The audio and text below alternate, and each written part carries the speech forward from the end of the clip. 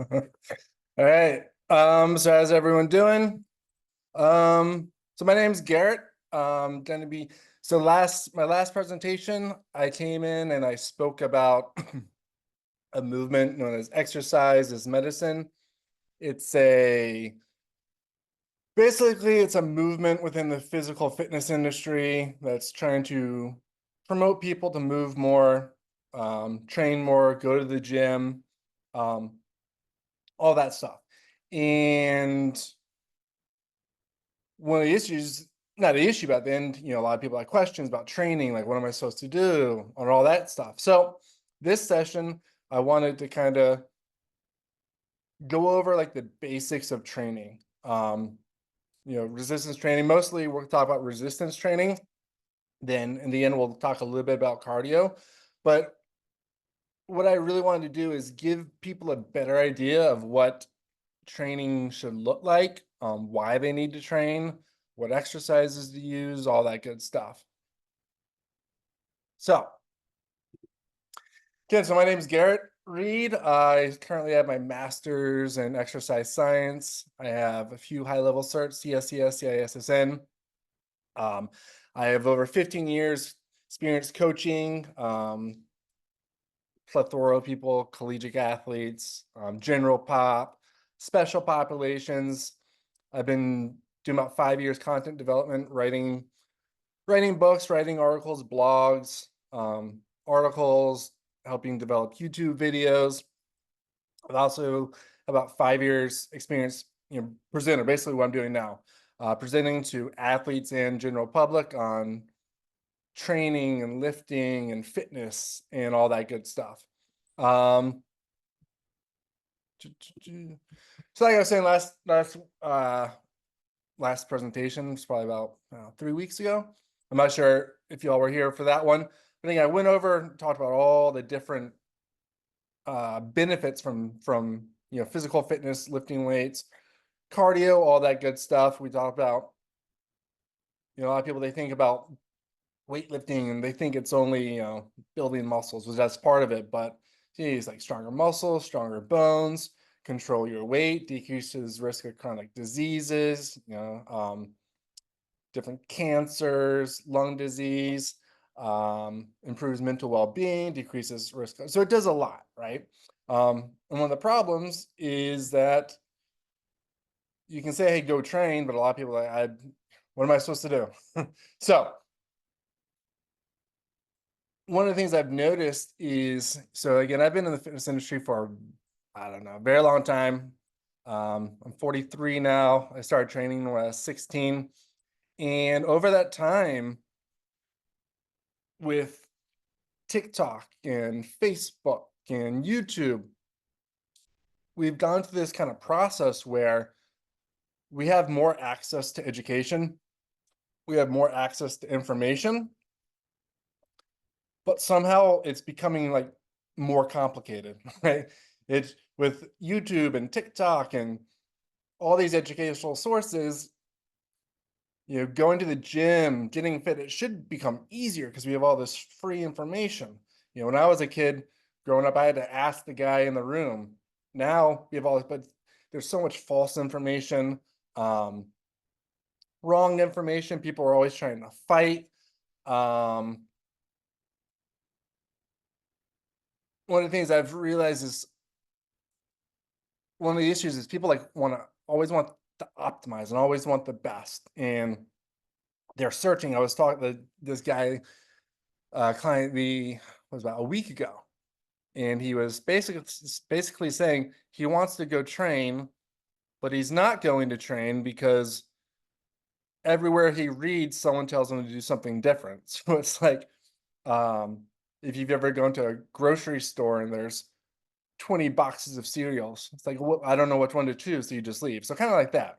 And in reality, exercise and training isn't that complicated.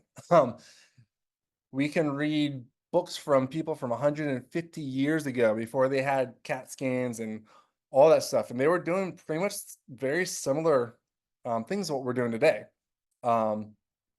I always say, our body's systems and our processes, those are complicated. Like if we're going to talk about the production of ATP, things of that nature, that can get complicated.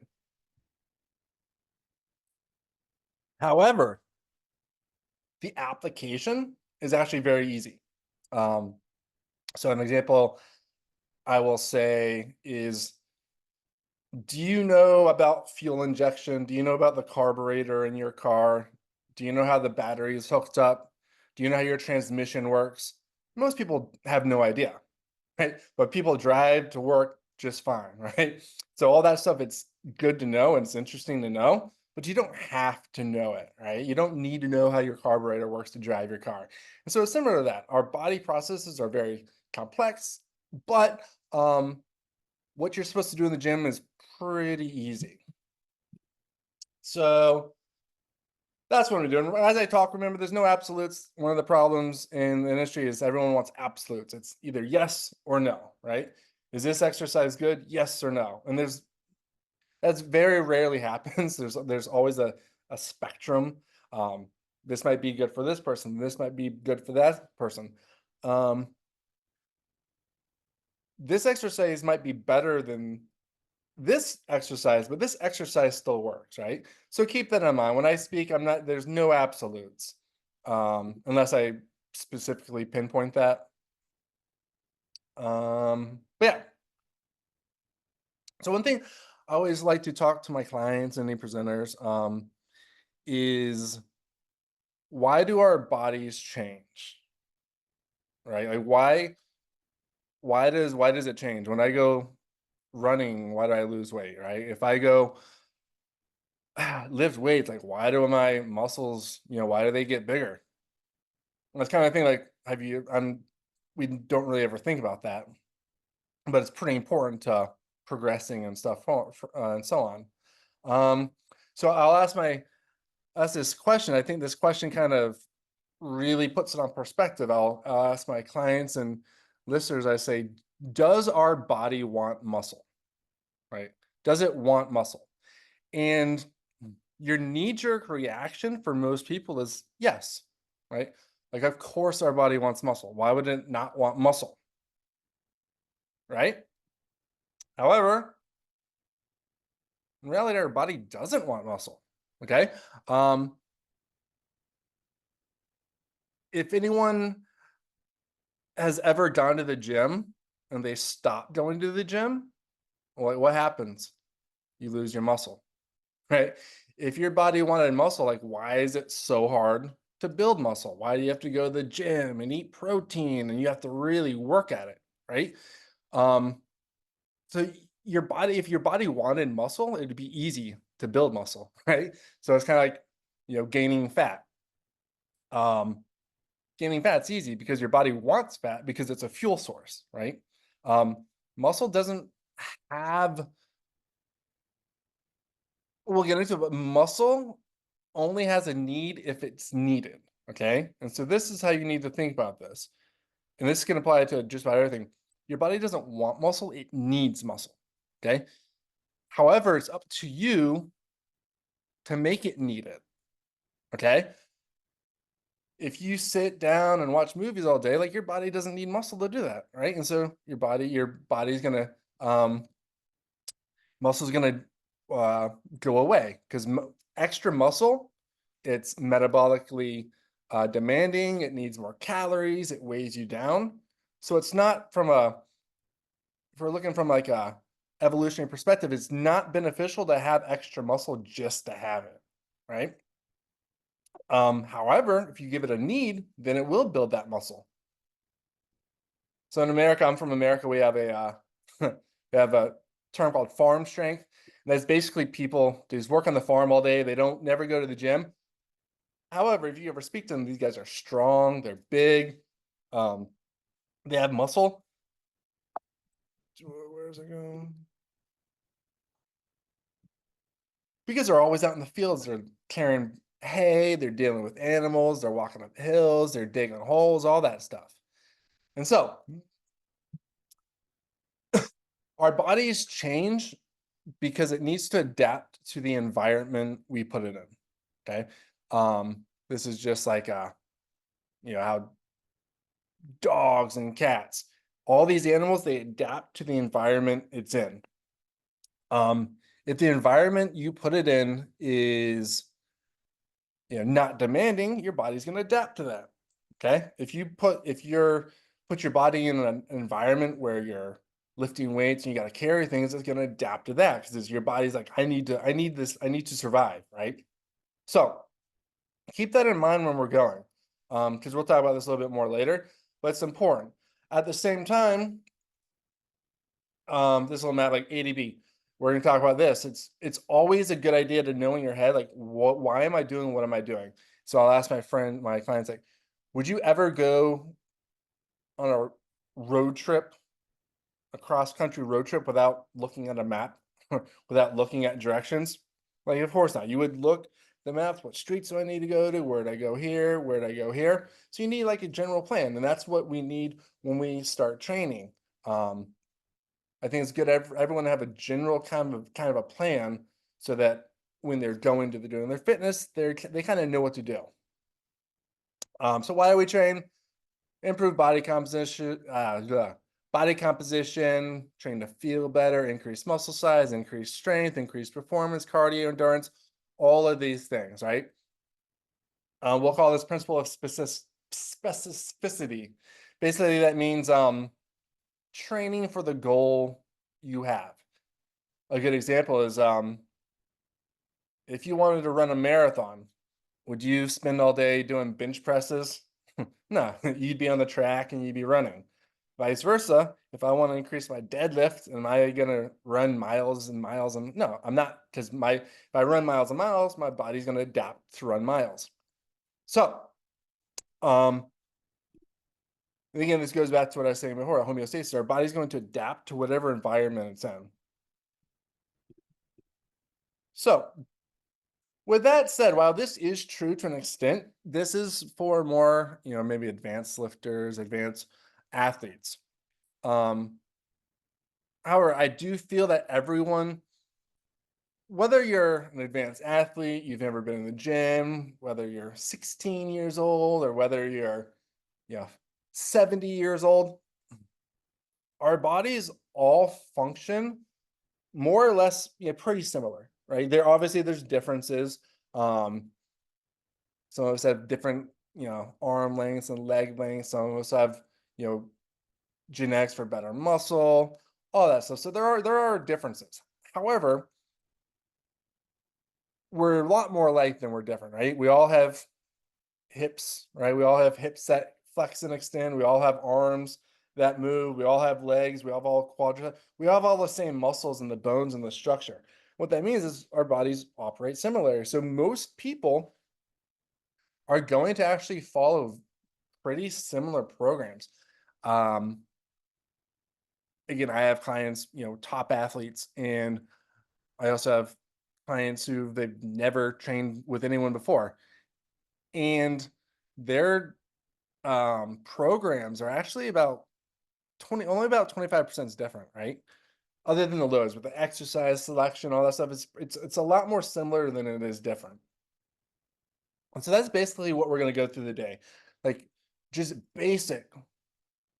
You want to train for general muscle building, general strength, all that stuff, functional, you want your body to, operate. What do you need to do? So when we're training, there's basically two types, and this is gym, right? This is you're going to the gym lift or outside. Maybe you're doing push-ups and all that type of stuff. There's two types of training and adaptation: strength training and muscle hypertrophy. Muscle hypertrophy is just a fancy name to say like growth. So it can apply to anything, any type of but with muscle hypertrophy, it's your muscle growing, like bodybuilding is what that is. A lot of times, often used to think these were the same thing, and there's a lot of overlap, but these are actually two different mechanisms, two different qualities of a muscle. So strength training in its most basic definition would be it's maximizing the force production that a muscle can make. Right, that's just a fancy way of saying it's lift heavier weight, right? It doesn't need to be weight, it can be sit to stand. It's basically getting stronger. Hypertrophy training is training to increase the cross-section area of your muscle, and that's basically, the muscles building. Your muscle here and it's building. So while these are similar and there's plenty of overlap, they are very different. What that means is if you were going to be like a power lifter, your training is going to look very different from, say, a bodybuilder, because those are two different adaptations taking place. So strength training. So strength, I'll start with hypertrophy. So everyone knows about, pretty much muscle growth, growing the muscle. So what this is there's actual physical adaptations to the muscle. The muscle is actually growing in size. There's two different ways. Again, this is stuff that I was talking about before. It doesn't really matter, but it's kind of cool to know. There's sarcoplasmic hypertrophy, which this is when, your muscle fills up with intra and extra cellular fluid. Okay, so it's like pumping the muscle up. However, this does nothing to growth. It doesn't matter what you do, because this is like, if you've ever heard someone talk about show muscle, it's bigger, but it's like a balloon, right? It builds the muscle, but it doesn't really have any strength adaptations. Then you also have myofibrillar hypertrophy. This is where there's contractile units inside a muscle fiber, which we'll look at a diagram, that actually do increase to extent, but it doesn't have a mass. It does contribute to strength a bit, but that's basically hypertrophy. It's the muscle is actually getting bigger. Now on the other side, strength training. Strength training is completely foreign from, strength adaptation is completely foreign from the muscle growing. What that means is your muscle can grow and you might not get any stronger. At the same time, I could keep the same size muscle I have right now, and it could get stronger without ever growing. Okay. Strength training is improvements through the neuromuscular system. So that's basically the way your brain talks to your muscles. Your muscles always fire. That's how they contract. Strength training is concerned with improving that process. So it's basically improving the way your brain talks to your muscles. If you've ever tried to ride a bike, and you first ride a bike and it's kind of hard and you're falling over, and then after a while your muscles kind of tend to work better together to keep you on. That's a little bit more proprioception, but it's same idea. It's literally just your muscles are working better together. So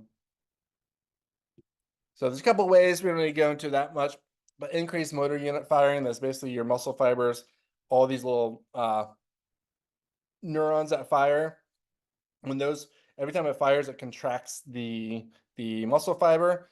The faster it contracts, the more force it produces. Also muscle recruitment theory, which is basically you have different size muscle fibers, small all the way to big.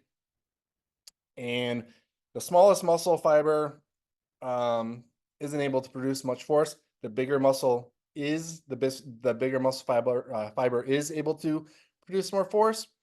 And so basically your body learns how to recruit the bigger muscle fibers first. So you create more energy, fat, more strength quicker. Again, this is hypertrophy. All right. This is when you think of like muscle growth, this is what you think of, right? Big guy, you see. It's important to see that hypertrophy does not mean, I'll show you a picture. So these are what muscle fibers are. The muscle fibers do not increase. So you don't add muscle fibers to you. What happens is just the individual muscle fiber will kind of swell up. And then strength training, So these, like see here, is talking about the motor neuron. These motor, so all these different muscle fibers are all in these little bundles, and this makes up the entire muscle. So all these fibers, these are what contract to produce like strength, the contraction. All these little muscle fibers right here.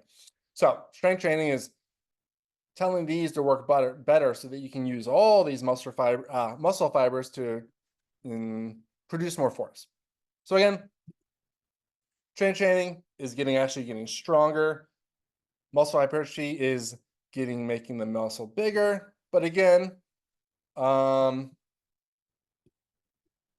there's overlap. The best way to think about it is that a bigger muscle is able to be a stronger muscle. Okay, so a bigger muscle can produce more force. Potential. It doesn't automatically. So when we're training, trying to think about, all right, I'm going to build my muscle bigger, then I'm going to use that muscle and I'm going to make it a stronger muscle. I'm going to use that strength to build a bigger muscle. So back and forth. All right. So how do we improve?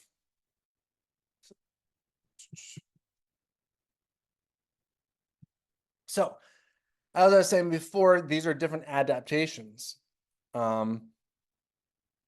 Meaning you train to improve each one a little bit differently.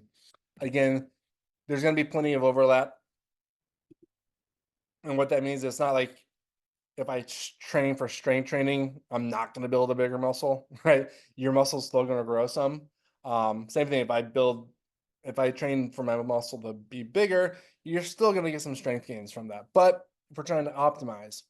So again, strength training is putting a greater demand on the neuromuscular system. What this means is placing greater loads on the muscle over time. We're going to get to that later.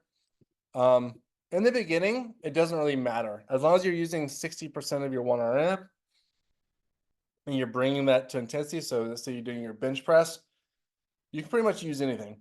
But you need to bring that to failure, meaning like you can't do any more reps. However, as you get stronger, there's evidence that shows that if you keep using lighter weights, you're not going to really get stronger because again, we're trying to put that demand on the neuromuscular system.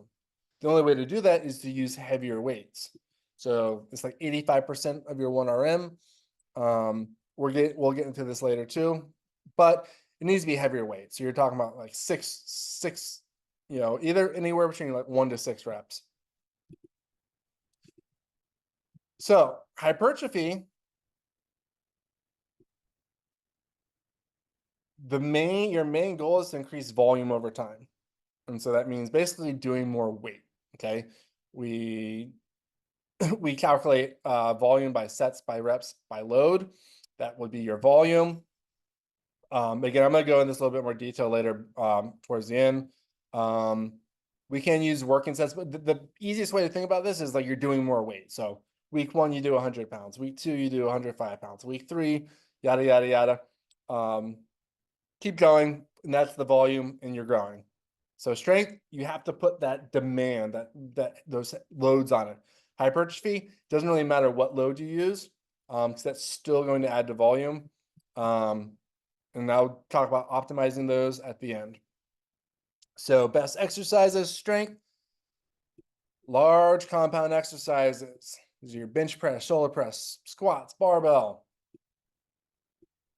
So a compound exercise, that's an exercise that, is an exercise that uses 2 or more joints, right? So your bench press is your shoulder and your elbow, right? So we call it compound. Why that's better for strength is it uses more muscle. Remember that strength increases for your neuromuscular system. So if you have more muscles working together, that's going to teach it to work better together. And we already went over this. For beginners, it's not going to really make a massive difference, assuming it's relatively heavy. But again, 85% 1RM or superior. For hypertrophy, you can use a little bit more. You can use compound exercises, accessory isolations. Isolation is like a bicep curl, okay? It's just one joint. Um, in the beginning, beginners can use kind of whatever exercise they want to build hypertrophy. Compound movements, it's fine. As they get more advanced, they can start using more isolation movements, because at that time their muscles have already started to grow. And in order to optimize, say you want to build your bicep, right? It's better to use isolation to optimize that. So you want your chest, it's better to use a fly to optimize it. But you can still, you don't have to use isolation, and that's further down the road, intermediate, advanced lifters. The best load is 70-80%, which is in the 8 to 12 rep range. So 70-80% of your 1RM, which is in your 8 to 12 rep range. And we'll go this in the towards the end. That's optimal. Again, you can build bigger muscles with any load, but what this is going to do is going to allow you to put more load on with significant weight.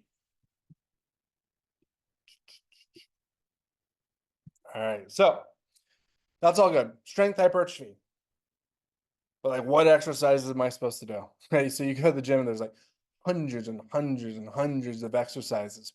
And that's one of the most confusing parts. I've talked to a lot of beginners, and they say, I go to the gym and I have, because people say, oh, just get to the gym, just get to the gym. And people get to the gym and there's machines and free weights and everything. And people, they don't know what to do. And so they go home.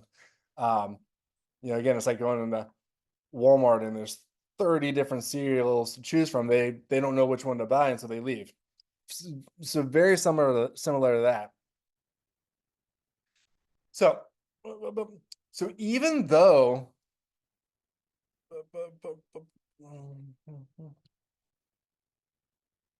okay, so even though there are a ton of exercises, again, everyone's body functions the same, and the best exercises are generally the best for everybody.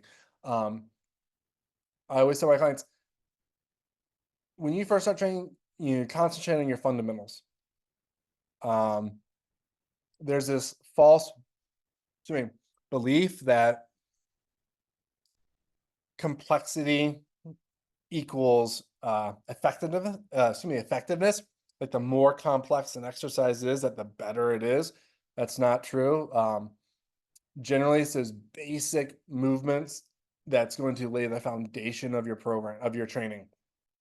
And that's good though, because it makes it easy. Because when you go to the gym, like, I know what I need to do. So your first, I'm going to go through your essential movement patterns, the muscles they work, and some of the different exercises that you could do from. So upper pulling. So upper pulling is basically going to be your back, okay, your entire back and your biceps.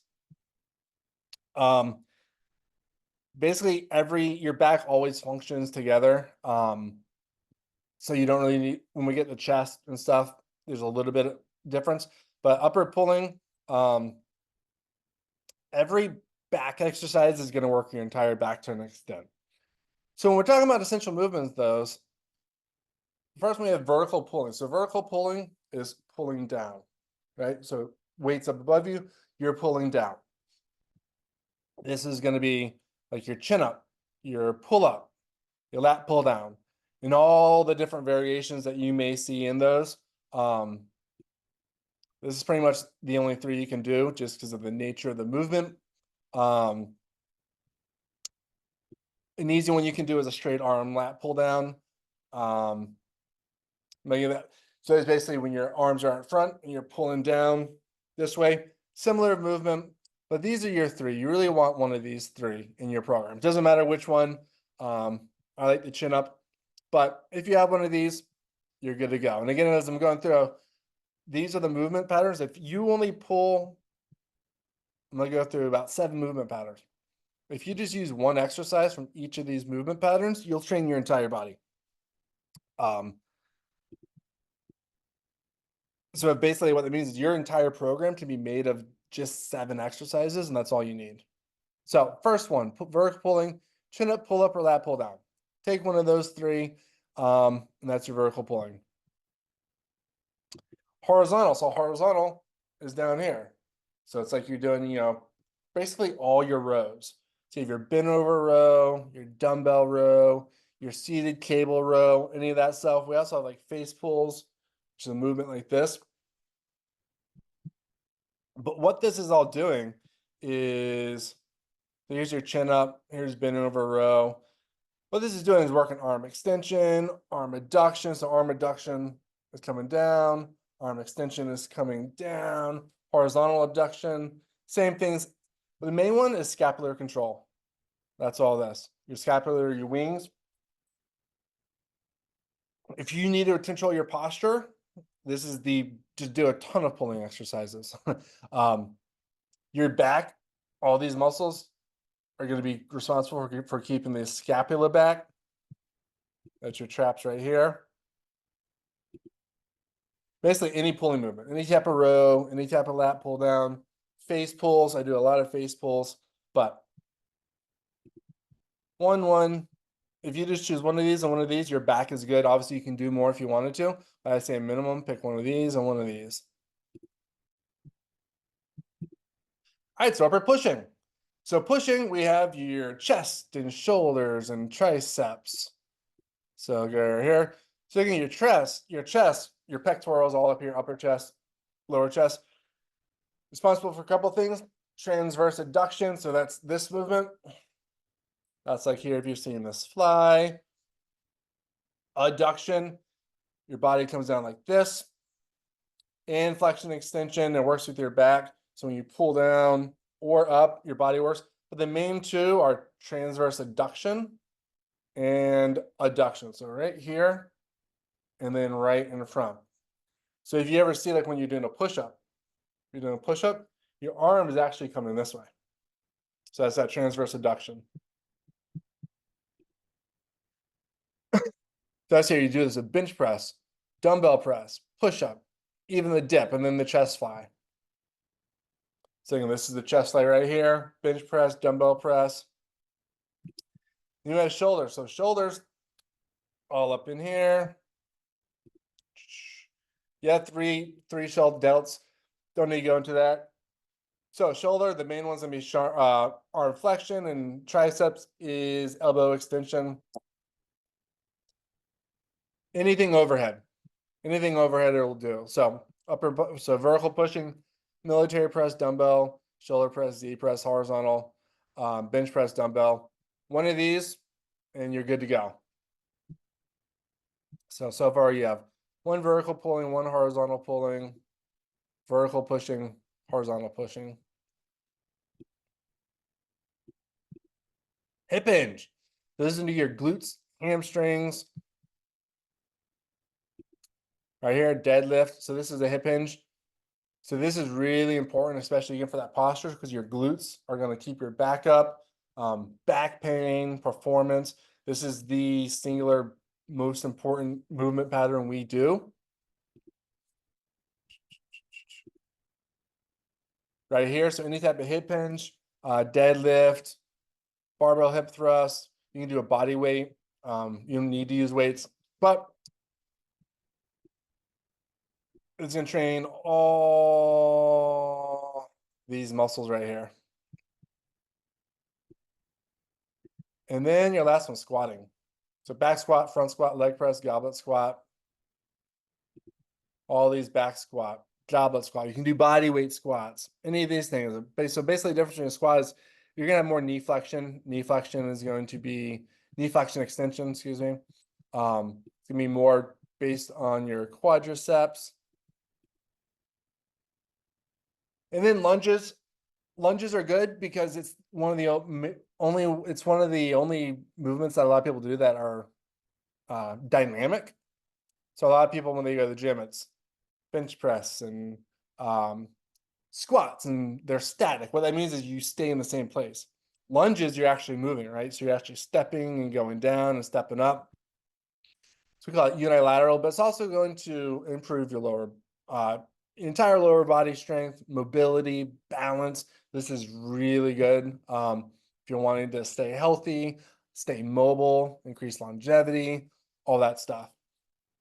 Any type of lunges, there's walking lunges, reverse lunges, step ups, split squats. And I also like to do a carry. Again, it's very basic. It's one of the most fundamental movement powers you do. You lift weight up and then you walk with it. It's great for your entire core. It's great for your entire upper back, your leg strength, grip strength. Again, you're lifting up to everything and then you're walking with it. It's this extremely simple exercise, but I think it's easily one of the best. I always include it in all my clients programming. There's other ones too, but I mean, you don't have to do this, but I strongly recommend my clients to do it. And then isolations, bicep curl, triceps extensions, leg curl, leg extension. You can add these in as you wanted to. And then core. So everyone's like, oh, what do I do for the core?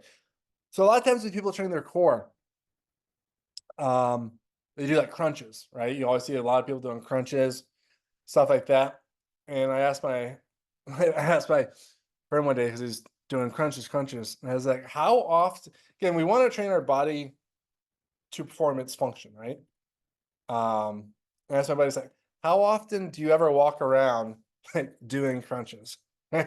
People, you don't walk around doing crunches, right? You walk around and you stay erect. And that's the core's main job. The core's main job is to actually stabilize your spine. That's your obliques, that's your front core, that's even your lower back. It's not the crunch, it's actually to keep your spine stiff. Okay, so some of the best exercises you can do for that are what we call it isometric. So basically, it's holding that core tight. So I'm sure you've heard planks. It's called a Pallof press, a wood chopper. She's rotating, but her core is staying erect. And the barbell, this is the single best core exercise you could do. You can start on your knees, but if you only did one, I would do some variation of this. Study after study shows it fires your entire, so you have your obliques here, then right here your rectus abdominis, then back here your spine, your rectus spinae. The entire thing gets worked. So again, real quick. So one vertical pulling, one horizontal pulling. One vertical pushing, one horizontal pushing, one hip hinge, one squat, one lunge, ideally a farmer carry, and if you want some isolations.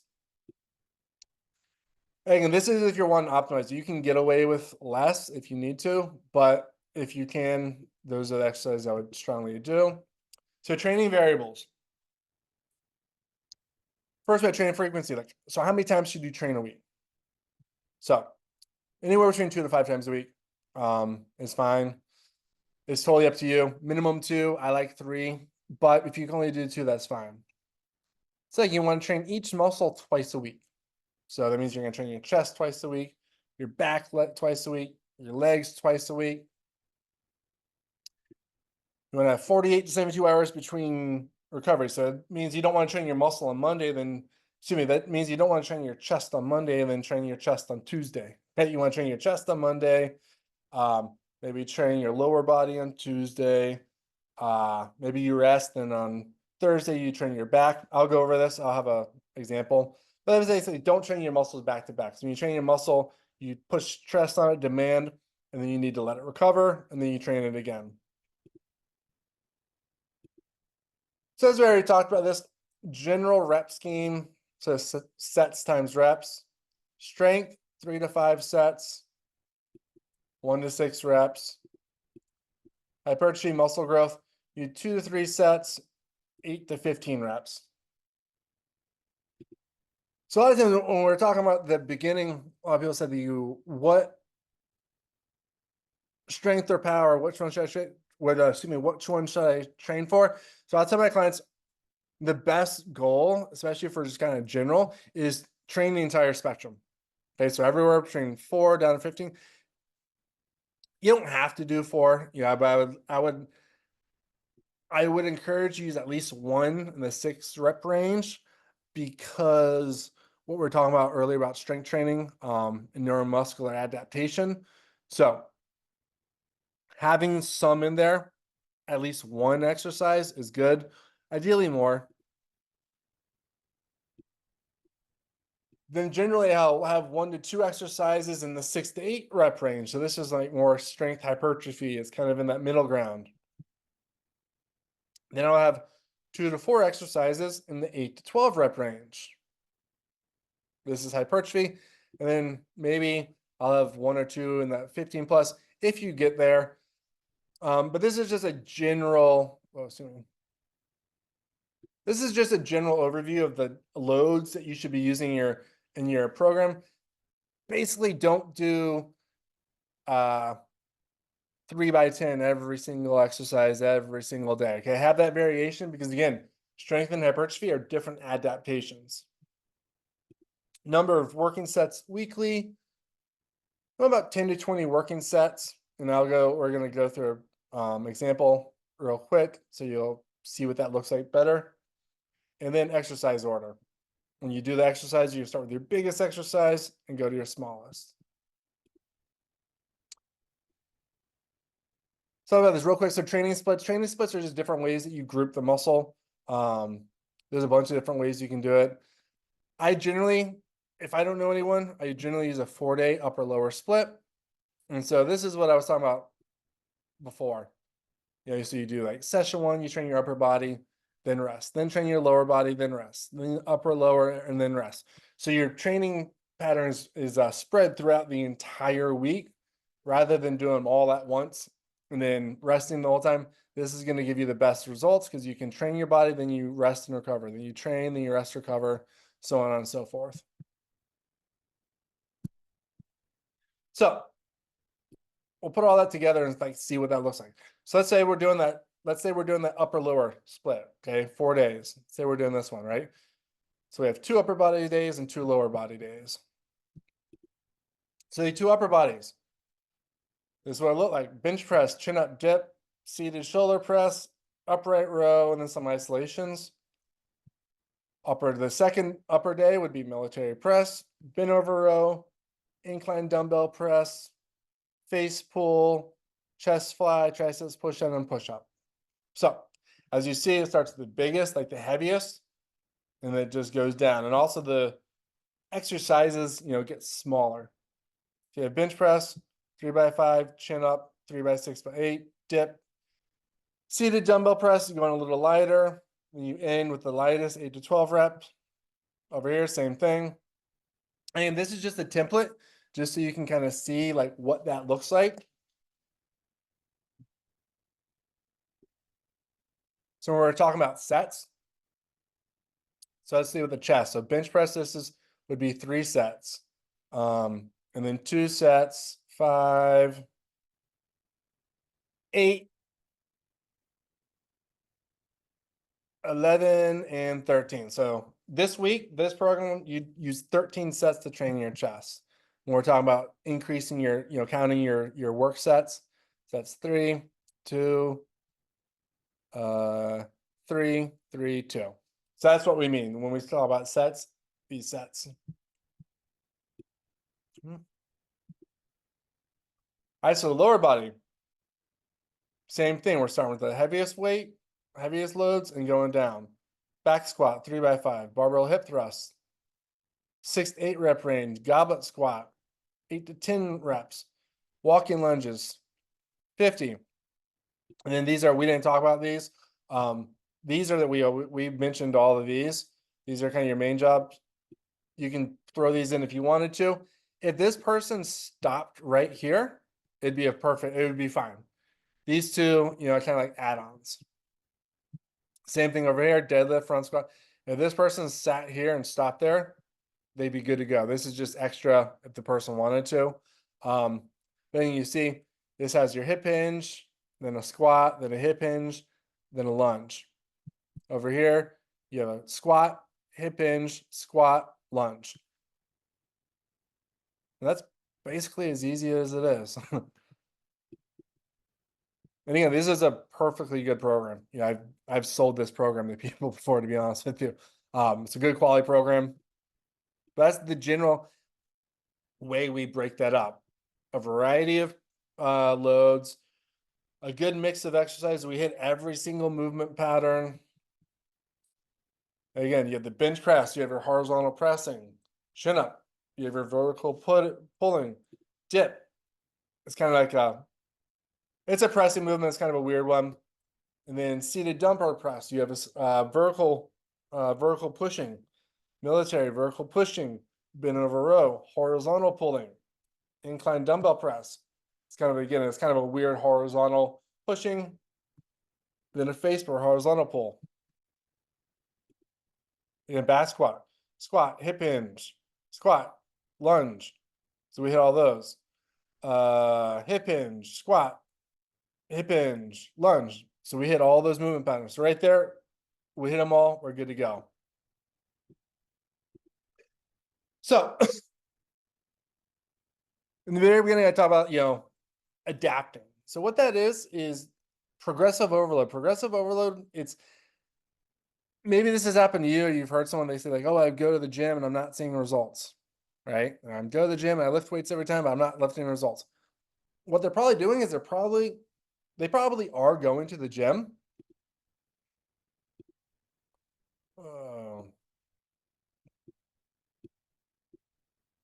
they're probably going to the gym. Can you hear me?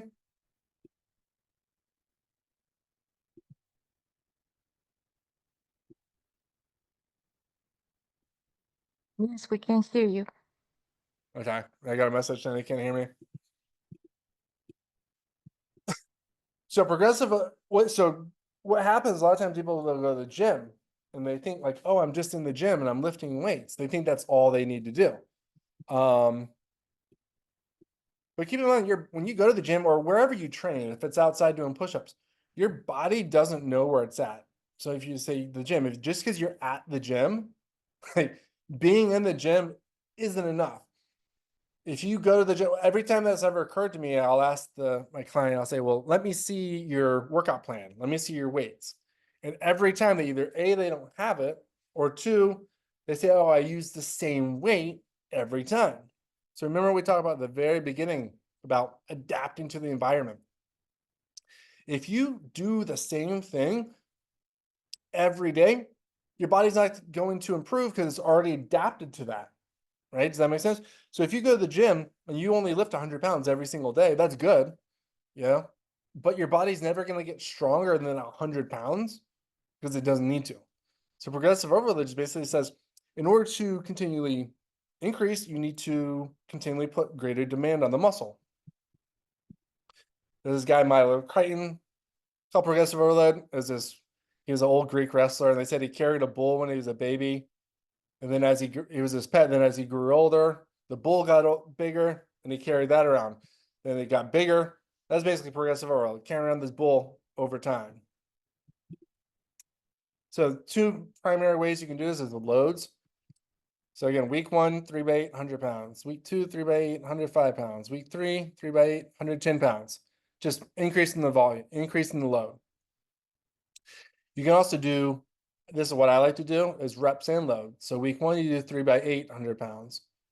Week 2, you increase the load by increasing the reps, 3 by 9, then 3 by 10. Then you increase the weight to 105 pounds and you start up over again. So you go 8, 9, 10, increase the weight, 8, 9, 10.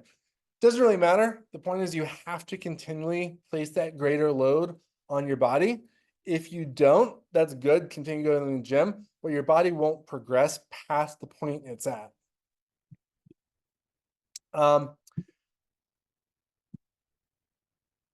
That's the main part. Cardio, do your cardio.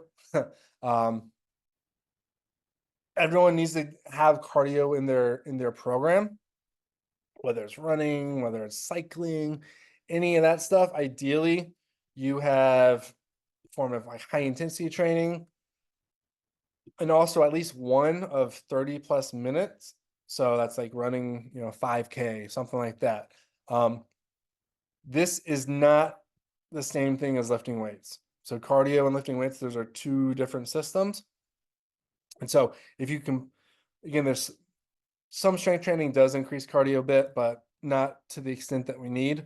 So don't fool yourself like, oh, I just got to do push-ups. That's increasing my cardio. It's not. So definitely include some of this. Or walking. Walking is the easiest way to get huge benefits. And everyone can do it. It's free. You go outside and you walk. And I have times I say, if you don't know what to do, go walk.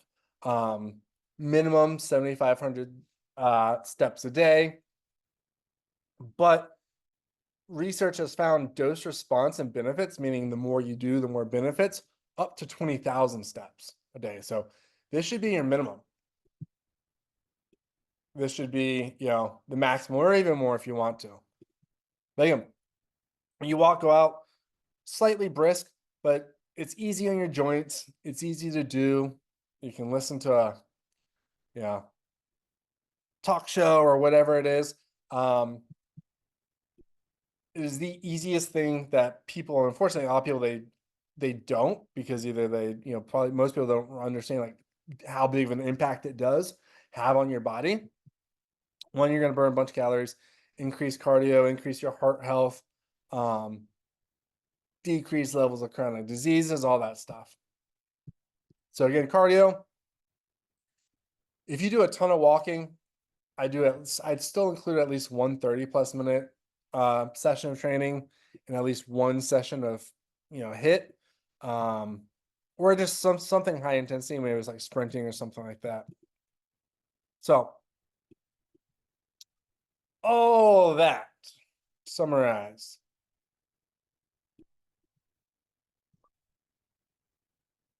If you don't know what to do, this is basically what I have. This is what I suggest people start doing as their general fitness. So get involved in some sort of progressive resistance training program, minimum of 2 days. Ideally, I think 3 works better. You can get a lot more work in there. I find most people excel 4 days a week, but that's up to you. You don't need to train 4 days a week.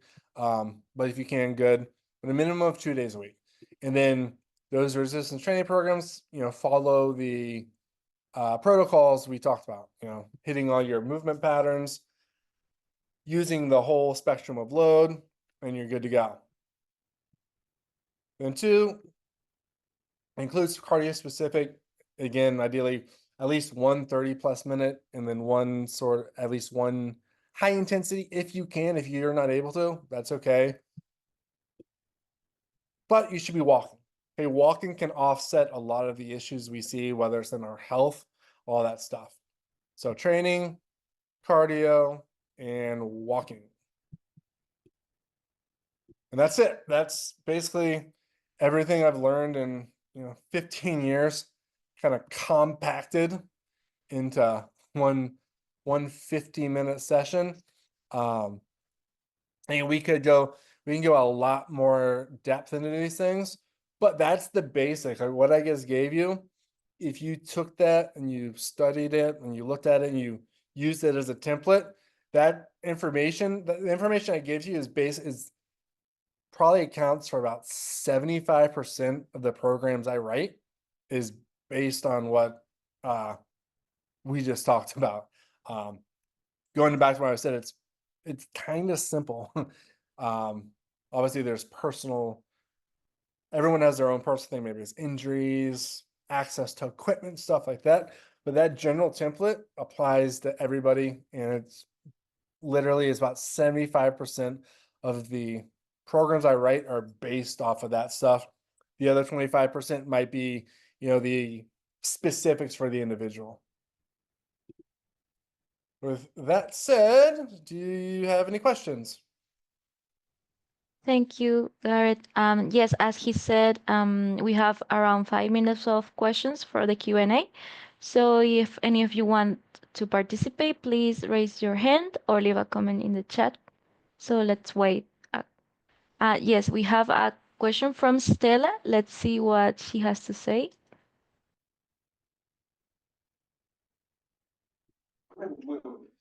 Good afternoon, madam. Hmm.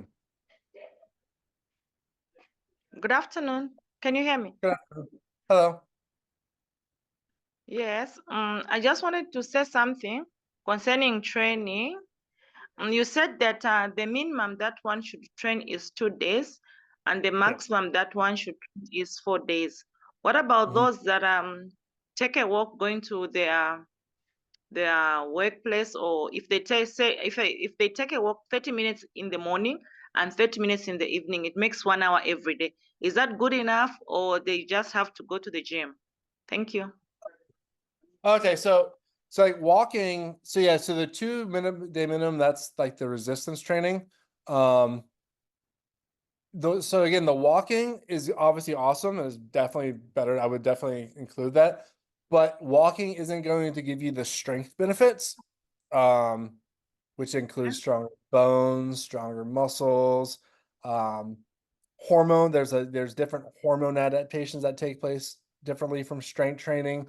So no, so walking won't replace strength training. You know, all the three I said, strength training, cardio, and walking, they're all kind of specific with their specific benefits. What about swimming? Yeah, swimming is good. Swimming can be a good back exercise. It's not going to be the equivalent to like going to the gym. So if you're asking like if you have to go to, you don't have to go to the gym.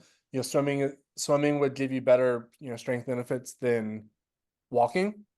Walking and strength training, walking and swimming are awesome. But again, you don't have to go to the gym to do strength training, right? You can at home, you can do, squats and push-ups and lunges. If you on like YouTube, there's a lot of like body weight type training you can do.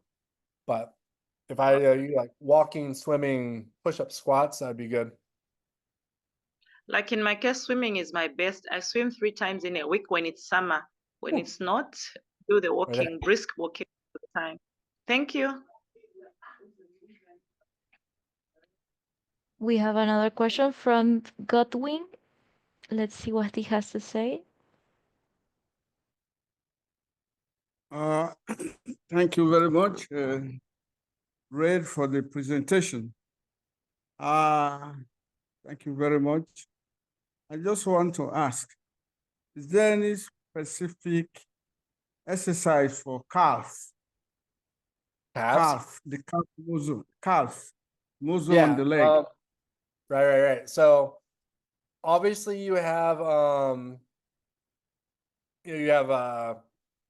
like calf raises. So you can do seated calf raise or standing. I think seated's, I think standing's a little bit better.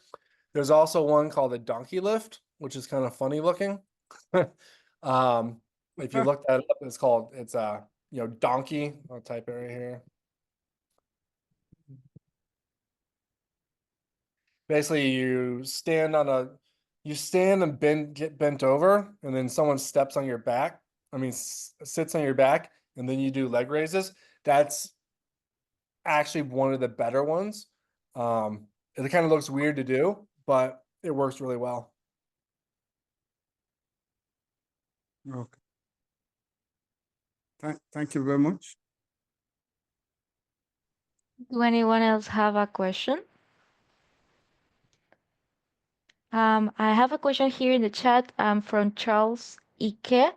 Can only trekking about 40 minutes a day be enough? Trekking?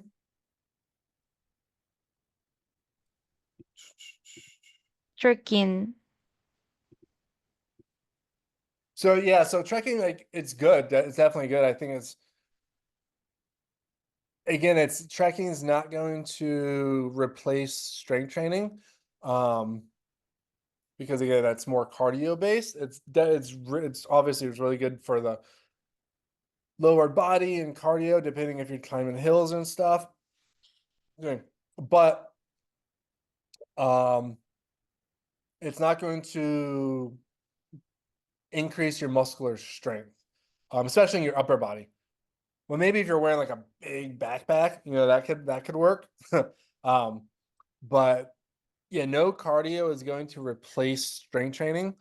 And again, I talked about the gym a lot today, but it doesn't need to be the gym. That's the easiest place to do it. But I mean, I'm sure everyone's done push-ups before. Everyone's done body squats, lunges, all that good stuff, chin-ups. So you don't have to be in the gym to do it, but yeah, so no cardio is going to necessarily replace strength training to the extent we want. Trekking is definitely awesome. But you're not going to get that upper body strength from that. Okay.